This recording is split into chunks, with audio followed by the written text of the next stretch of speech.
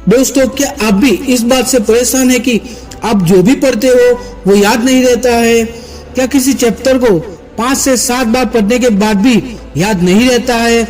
आपके स्कूल में या आपके आसपास कुछ ऐसे स्टूडेंट भी होंगे जो एक बार पढ़ते ही उसको सब कुछ याद रह जाता है, और जब भी टीचर क्लास में क्वेश्चन करते हैं तब उनका हाथ हमेशा ऊपर रहता है और वो स्टूडेंट हमेशा क्वेश्चन का आंसर देने के लिए तैयार रहते हैं। तो ऐसा कैसे होता है कि एक स्टूडेंट एक चैप्टर को कई बार पढ़ते हैं लेकिन याद नहीं रहता है, और दूसरी तरफ मात्र एक बार पढ़ते ही दूसरा स्टूडेंट क्लास का टॉपर बन जाता है? तो दोस्तों, आज हम कुछ ऐसी टिप्स के बारे में बात करेंगे जिससे आपको पढ़ा हुआ हमेशा याद रहेगा। तो दोस्तों, इन टिप्स को आप अपने माइंड में फिट कर लेना। ये टिप्स आपकी लाइफ चेंज कर देगी। तो पहली टिप्स है मेक अ मूवी।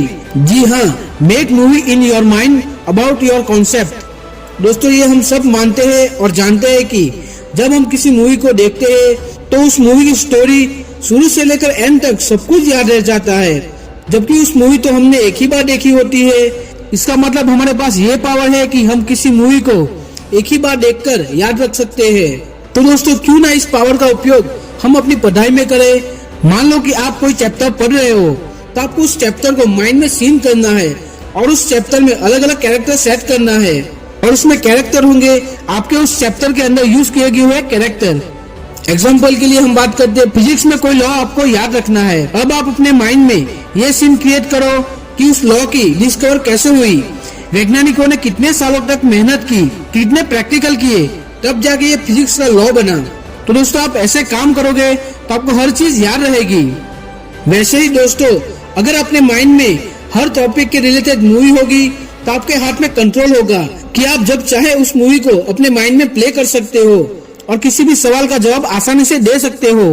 और सबसे बड़ी बात ये होगी कि आपको अपनी पढ़ाई में इतना इंटरेस्ट लगेगा कि अभी जो पढ़ाई का प्रेशर आपके माइंड में है वो पूरी तरीके से खत्म हो जाएगा। तो अब हम बात करते हैं दूसरी टिप्स के बारे में। टिप नंबर 2 है टीच समवन।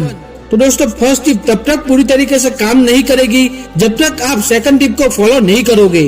दोस्तों, मान लेते हैं कि फर्स्ट टिप को आपने अच्छे से फॉलो कर लिया और आप अपने माइंड में चैप्टर की मूवी अच्छे से क्रिएट कर लेते हो, लेकिन दोस्तों सोचो कि अगर आप किसी मूवी को अकेले अकेले देखते रहते हो तो क्या आपको मजा आएगा? क्या अकेले अकेले मूवी देखकर आप खुद को बोर नहीं महसूस करोगे? तो दोस्तों सोचो, इस सिचुएशन में आपको क्या करना चाहिए। तो दोस्तों, मैं बताता हूँ कि आप उस मूवी को अपने क्लासमेट से शेयर करके एंजॉय करो।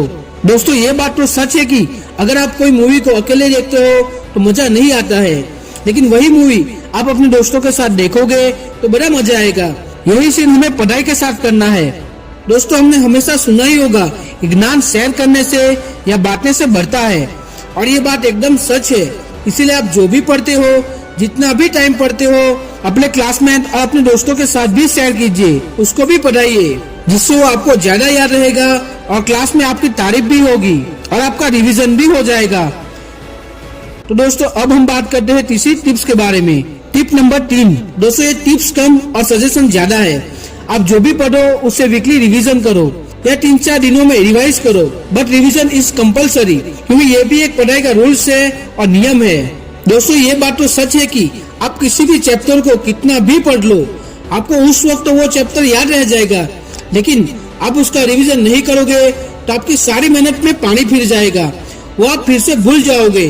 तो इसीलिए आपके सारे किए कराए पे पानी फिर जाए और आप उस चैप्टर को भूल जाओ, इससे पहले आप उसका रिवीजन कर लो।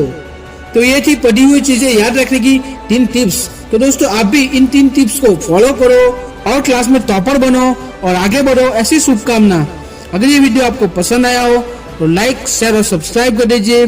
अगले वीडियो में फिर मिलेंगे, तब तक के लिए जय हिंद, वंदे मातरम।